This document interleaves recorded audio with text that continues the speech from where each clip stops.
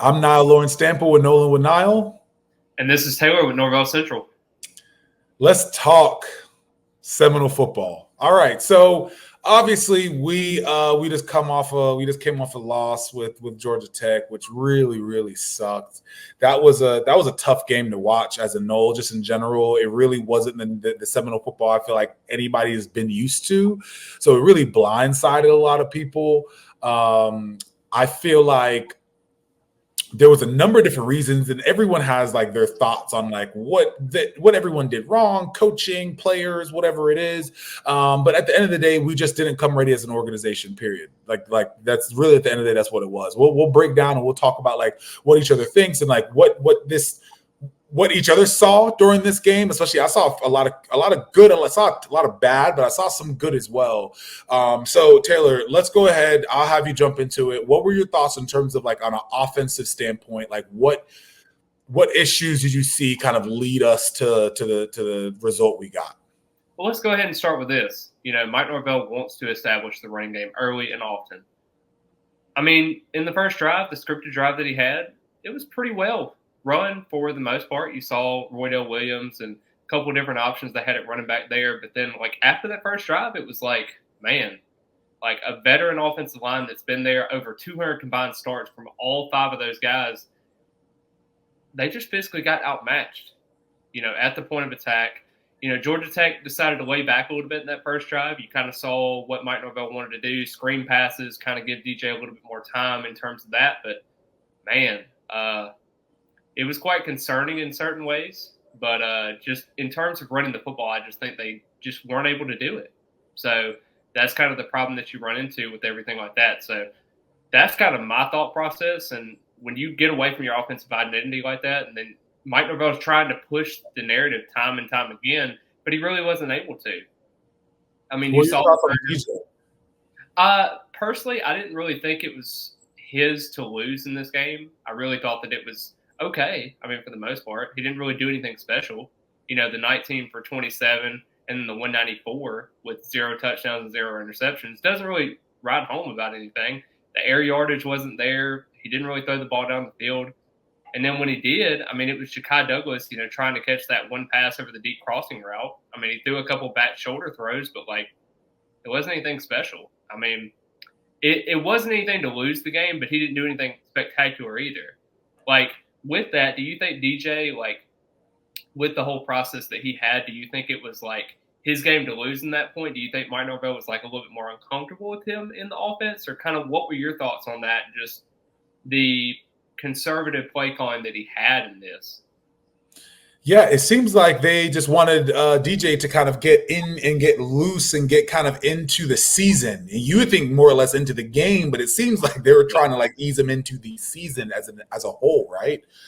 Just because the play calls were so conservative and they really held back, and it just seemed like DJ understood that, and as well as obviously Norvell. So like that's what we came into, but I agree with you. I don't think he did anything really to show that he's not necessarily ready, but I don't think he did anything to really show that he was ready either. So I think overall, I think DJ wasn't really given the opportunity in order to really do that.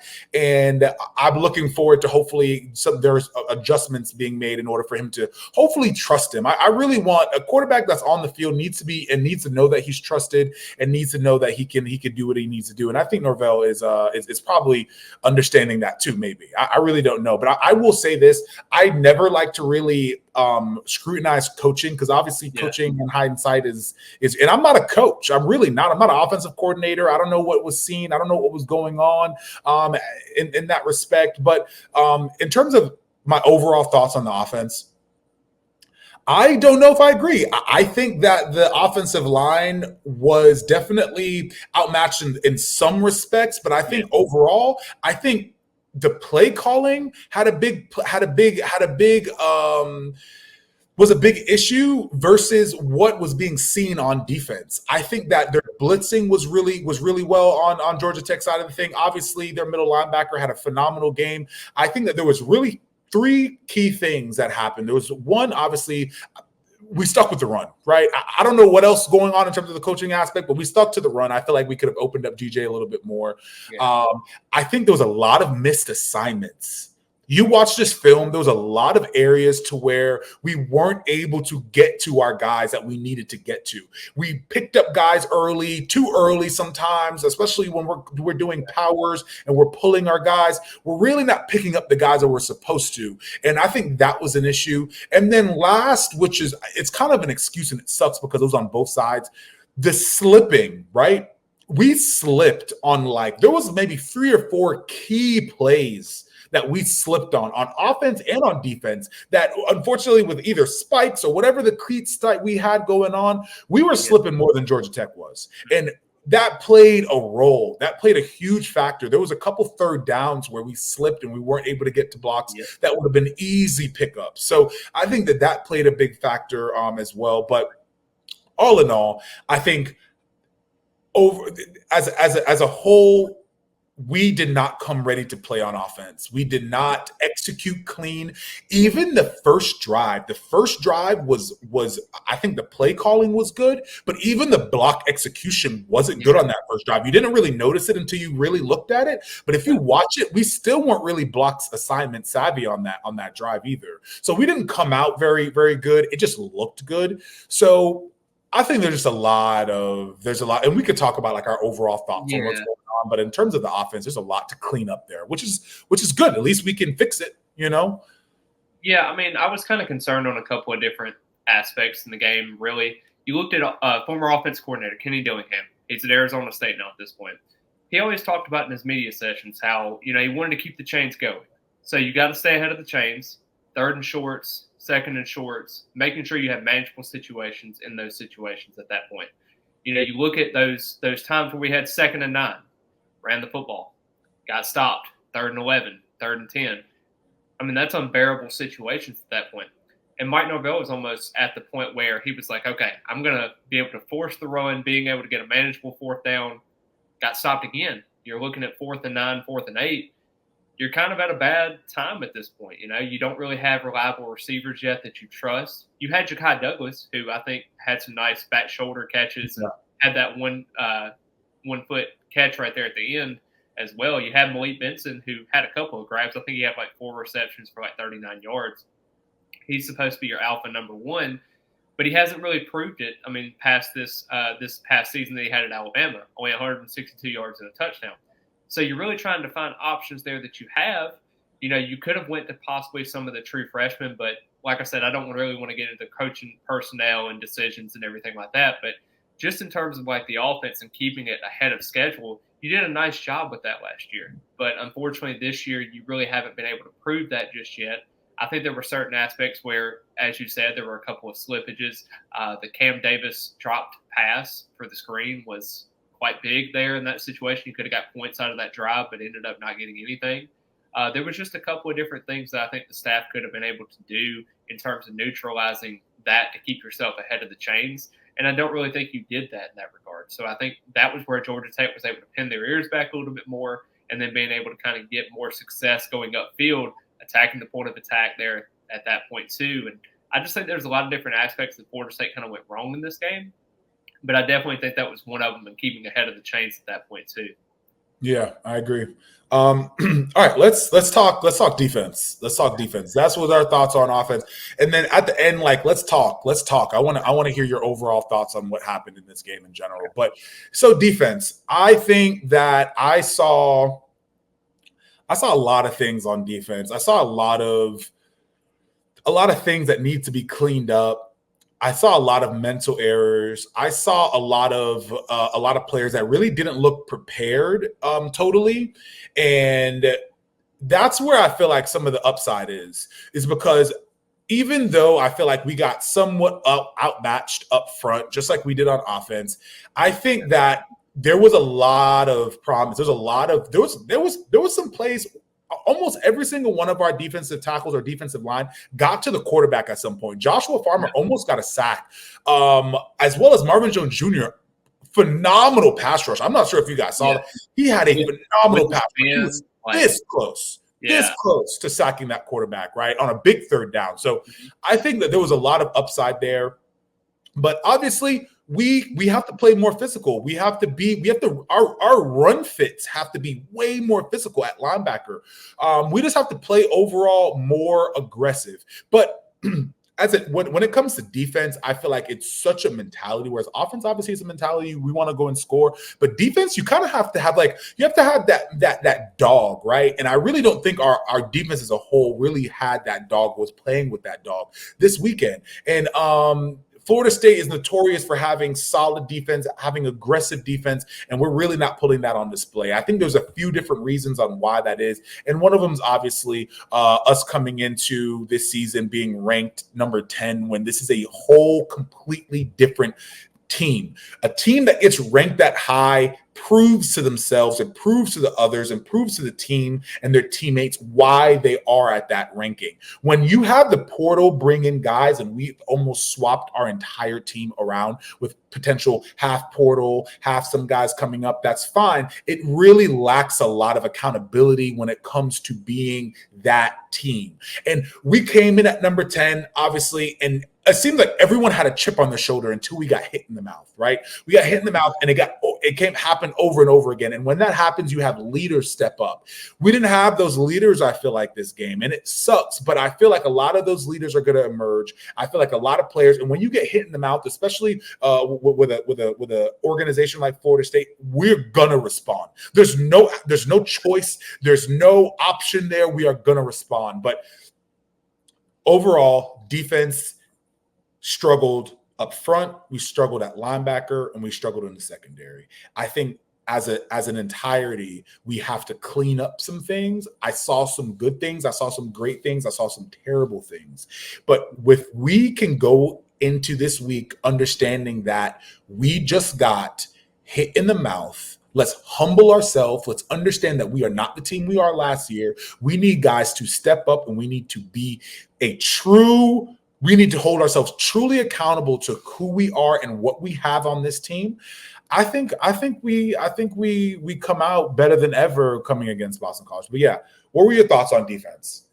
Well, let's start off with this. ESPN's Pete Thamel said he had talked to a lot of people around college football and in terms of the NFL landscapes and everything. They thought Florida State had the best defensive line in the country.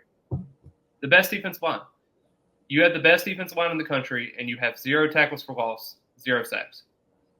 While you did have 10 pressures in this game, I mean, it didn't really affect Haynes King at all. At all. I mean, it was 0, 11 for 15, managed the offense very well. Didn't really throw the ball deep down the field as much.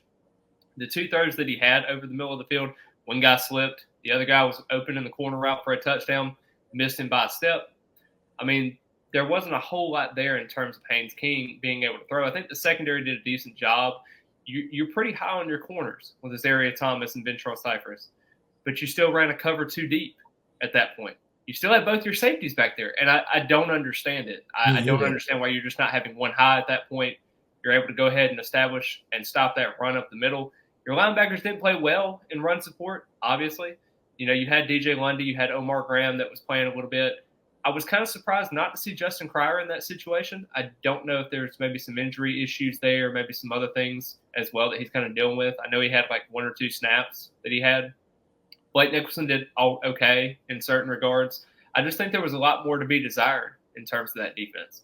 You thought that defense brought back a little bit more proven talent in playmakers, like Patrick Payton, for example. I think he's one of the better defenders on this team. Shaheem Brown won ACC Player of the Week in terms of that, one of the notable performers after his 13 tackle performance. But ACC's David Hale, he actually talked on Twitter.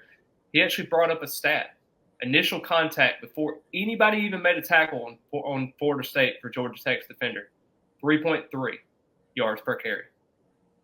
Didn't even get touched for the first 3 yards. Like, that's pretty rough in terms of just as a mindset. You can blame it on linebackers. You can blame it on defensive linemen. You got to be able to establish and stop the run. I mean, plain and simple. Yeah. Georgia Tech said, and Brent Key said this in his postgame conference, we will run the ball. Mike Norvell knew, and Adam Fuller knew what this was going to be in terms of an offensive game plan for Georgia Tech.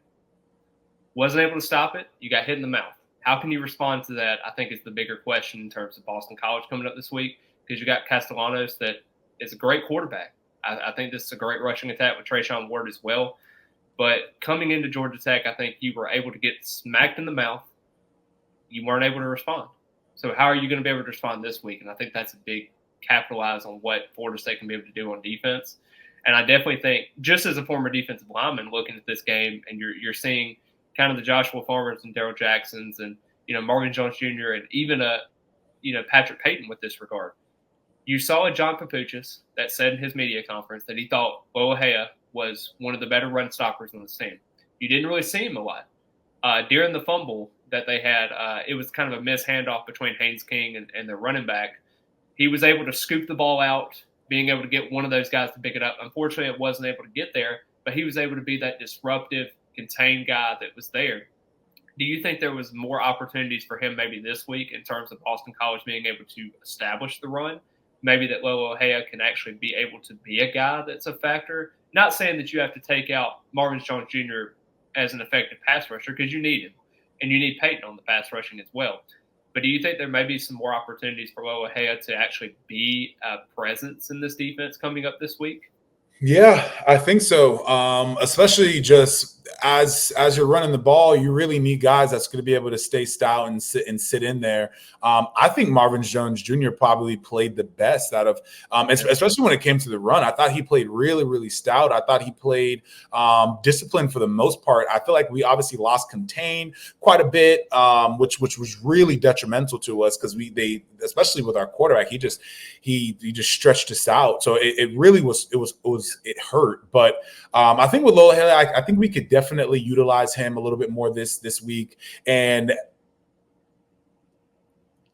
as what happened last week, I think we're going to end up rotating a lot of guys in just to make sure guys are finding their way, finding their fits, are able to kind of answer the bell when they need to. So just look out for definitely some more rotation. I thought Daniel Lyons played well on a few drives.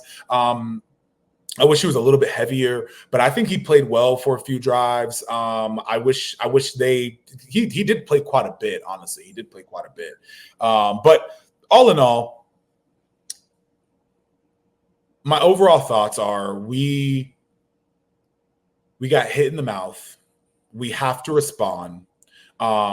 We got obviously snubbed, and I've already said this, but we got snubbed for the playoff spot. And we blamed everyone, right? We blamed the committee, and it sucked because that team should have been there. But it sucks when you turn around and you have basically a brand new team that almost has that same mentality, right? That same kind of like, oh, well, we're going to blame the committee, but like, this is not the same team. So I think this game really put things into perspective.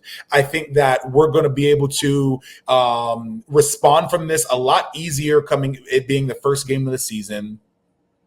And we're going to be able to see and find the guys that are willing and able to come in and really be game changers and different makers when it comes to this team. I still have full faith in Joshua Farmer. I still have full faith in Daryl Jackson. I thought both of them had some really good flashes. I think it could have been the opportunity. It could have been some other things, but I think both of them have still very much, very, very high upside. I think Patrick Payton is still a baller, and he could still dominate, as well as Marvin Jones Jr. So I haven't really counted any of them out. I think that they can all contribute high caliber play when it comes to this season. And it's all about mentality. It's all about mentality. But on the offensive side of the ball, we have to start and we have to run block better. We have to really find our fits. But I think overall, when it comes to running the ball, I think we will be able to establish a run this week.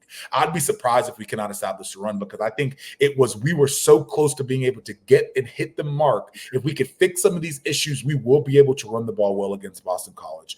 And I think DJ is probably going to have one of his better games, because obviously this could be a second game, but I think overall we're probably going to trust him a little bit more. We're probably going to air the ball out a little bit more. So don't be surprised if DJ probably has a very solid game, if not a great game, and we're able to establish a run come against Boston College. I will kind of make a final point on the defensive side of the ball too. Mark Norvell had that big 8.5-minute drive to start the fourth quarter. They had converted on 2 fourth down plays, had to get 2 big third down passes, and then eventually they were able to get that slant route to Malik Benson there at the end to be able to score the touchdown at the very end to tie the ball game with about 6.5 minutes left. You thought then, man, the defense was going to be able to step up. Florida State was going to find a way to get through it. They were going to officially stop the run. And say what you want to about the 45 seconds left to go in the game. Guy probably steps out of bounds right there, but they didn't call it. It's okay. There was a couple of different mismanagement of the clock. You know, the 2 minutes before the half, that whole situation where you basically get 2 plays and then you're going to halftime. You know, I didn't really agree with some of that. You know, if Florida State had 45 seconds left and down by 3, who knows? They probably could have had a blunder, maybe had a touchdown, who knows?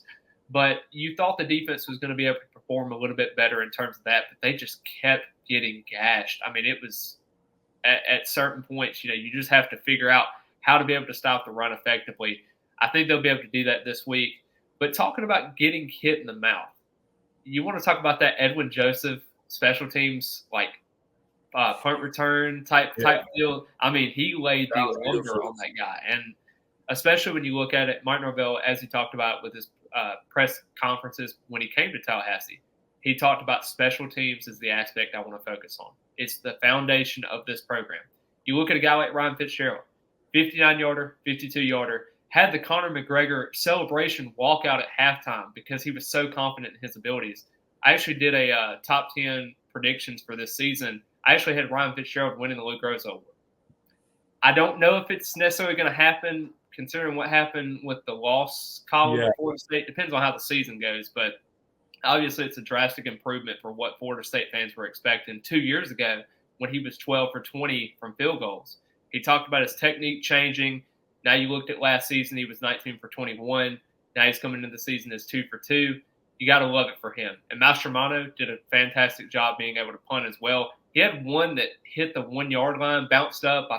I think it was Conrad Dusty that tried to push it back into play, wasn't able to get there. It's a pretty good punt, but just wasn't able to get there at that point. I thought Jalen Lucas at kickoff return was, you know, he had that 16-yard kind of return.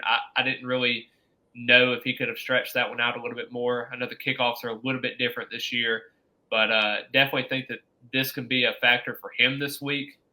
Maybe a Trey Benson type of Boston College kickoff return coming, maybe.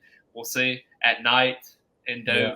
But, you know, we'll never know about that. But super excited to see what the special teams can do. I definitely think that if one thing from the offense and defense side of the ball, you can definitely rely on special teams for this game because I definitely think that was a bright spot. What were kind of your moments from just looking at special teams and kind of what you thought from that?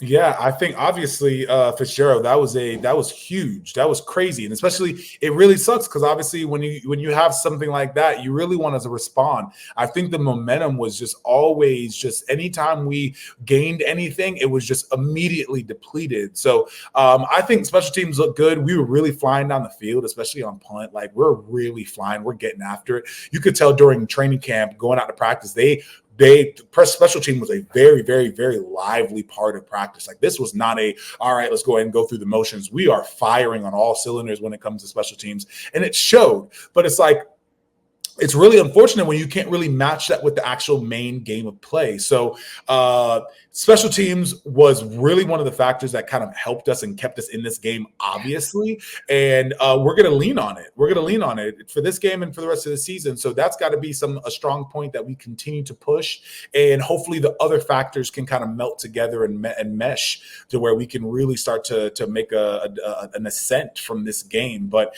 I don't think you could have asked for a better opportunity for us to get really shook, you know, on a big stage, and for everyone to realize that this is not a game. Like college football is not a game. You could come in and say that you are who you are and you're doing what you're doing, but until you go and prove it every single game, it's just kind of what it is. So everyone has to prove it to themselves and everyone has to figure it out. And I feel like that's the best way to learn is when you get get rocked, and you're just like, all right, like I'm ready to go again. And it's happened. It's happened to Florida State. It happened to us during it's happened. We lost to Georgia Tech. You know what I mean? And like we ended our season well. We went to the Chick-fil-A Bowl, but we got upset by Georgia Tech, and that was a tough game. But you look at like someone like Boston College last year. The Boston College the year that I was there, and going in the national championship game, you get hit in the mouth and you come back and you got to respond, and that's what Florida State and that's what Noles do. So I really don't have any doubt that we are going to respond the way that we need to, and I'm looking forward to seeing what leaders truly emerge and what players step up and grab everyone by the shoulder pads and hold them accountable going out into this season, man. Oh yeah, kind of my last thoughts here too. A lot of fans are worried about Florida State in general. I do not think this is the team that everybody really expected from Florida State. I definitely think they are a lot better than what they showed on Saturday. Mm-hmm. I agree. think this is a team that's hungry, ready to go. I just think they had a lapse of kind of judgment on certain things. Mike Norvell has owned up to it. It's going to be his offense, his defense. He is in charge of everything at this team. He is the leader of everything at this point. He's going to point the finger at himself. He's not going to point it at the players. He's not going to point it at his coaching staff. He's going to accept responsibility, just like he did after the Jacksonville State loss. They had started 0-4, ended up winning 5 out of the last 8. Probably should have won 6 out of the last 8 if they wouldn't have screwed around with Florida. Ended up getting Jordan Travis hurt and everything like that. But super excited to see how this team kind of responds in a certain aspect with this. Also, if you're looking at playoff implications at this point, as well as ACC Championship, you lost to Georgia Tech. You have no room for error at this conference at this point. You have Clemson, you have Miami, you even have out-of-conference games like Notre Dame and Florida that you got to be able to kind of generate some momentum later in the year, but you still have a chance at the conference. If you win the conference, you're in the playoff. It's pretty simple. But the thing is, you look at a 2014 Ohio State team. They lost to an unranked Virginia Tech school. Ended up running the rest of the table and winning the championship. It can happen. Yeah, for sure. The problem is, this is a Georgia Tech team that was favored for 4.5 wins this upcoming season. Unfortunately, they played better than a 4.5 win team at this point. I do think they're a bowl eligible team. I think Haynes King is very, very vital to what this team has, but he is very turnover worthy. Problem is, we couldn't generate any turnovers. So really, if you look at everything that's going here, Florida State has a learning lesson they can go to. They have a huge game against Boston College, a scare last year when you were up by multiple touchdowns at this point, and you were able to let them come back in that game. You almost let them win at this point in Chestnut Hill, but now it's your opportunity. Where are you going to stand at this point? I think Florida State's going to have a lot of learning lessons and what they can bring to the table, and I definitely think this is a statement game for what Mike Norvell does with his program going forward in year 5.